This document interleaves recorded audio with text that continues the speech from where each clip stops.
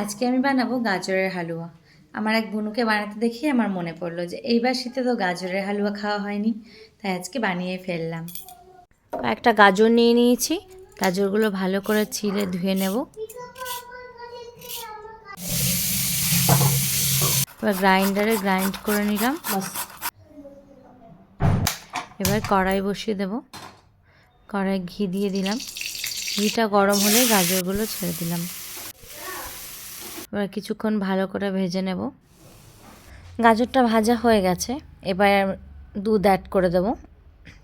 দুধটা খুব সামান্য পরিমাণে অ্যাড করতে হবে, কারণ একবারে পুরোটা অ্যাড করলে হবে না, এইভাবে নাড়তে থাকতে হবে দুধটা বারবার অ্যাড করে। আমি দুটো এলাচ চিড়ে দিয়ে দিয়েছি। আমি 4বার টোটাল দুধটা অ্যাড করেছি।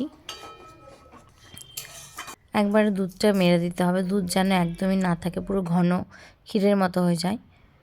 এই যে গাজরের হালুয়া রেডি। তোমরা দেখো দুধ আর নেই, পুরোটা মিশে গেছে গাজরের সাথে।